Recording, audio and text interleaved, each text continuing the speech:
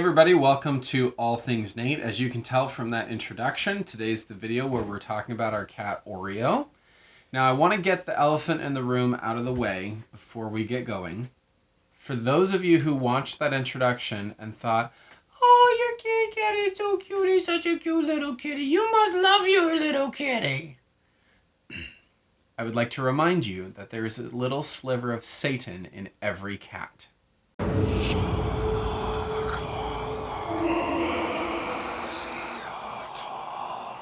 Exactly. So anyways, this topic comes from the interview that I had with Jake from Reimagine Media, where we talked about introverts and extroverts. If you haven't checked out those two videos, please consider doing that. I just want to tell 4 quick stories about our cat by way of introduction and talking about him. So the first story comes from when we actually got Oreo. So my wife and I had been married for 3 years. We didn't have kids yet, and we decided we were going to get a cat. So we went down to the Animal Rescue League. We saw 2 adorable little kittens that were black with white markings on them. Found out they were brother and sister, but we could not adopt both. We just didn't feel that we could do that. And as we held both of them, the one was just so much more active. He was purring, he was moving, he was just all of that. And so we chose to adopt Oreo because he was the one who was active and interacting with us, as it were.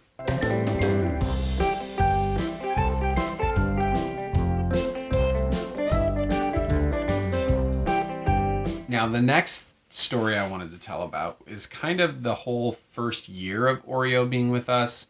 I had no idea what I was getting into getting a kitten or a cat. Either one. Nothing. I'd never had a pet of my own growing up. I know my brother had a couple at different times, but I never had pets. And so my wife told me, hey, you don't even have to potty train them. You just show them where the litter box is and they know what to do and you're good to go. And I thought, how hard can this be, right? Really hard.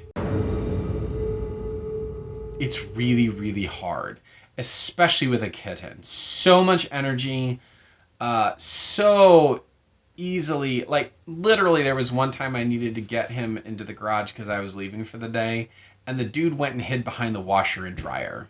Do you know how hard it is to get a kitten out from behind a washer and dryer when he is grumpy and doesn't want to go in the garage? Like, it was a brutal year during his kitten phase.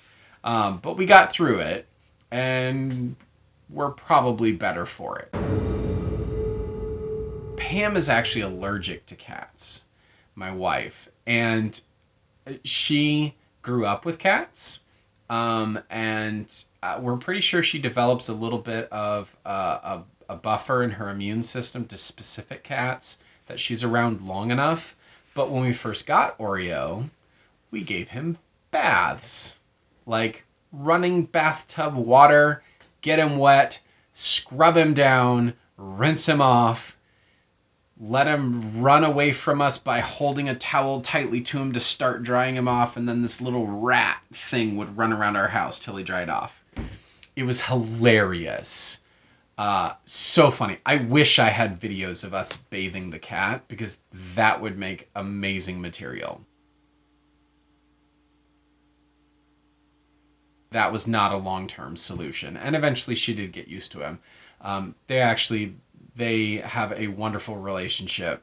My wife sits down to read, and it's not a few minutes, and he's between her and the book, all up in her face, and just loves my wife.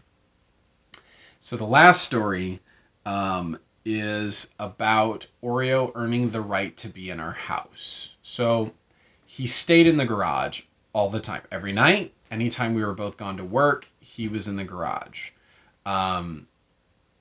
We didn't have massive problems with like tearing up carpet, but we had problems with him getting on counters and stuff, and that was what we established at the beginning was there's a litter box out there. We've got a bed and blankets for when it's cold in the winter, so we're not abandoning him.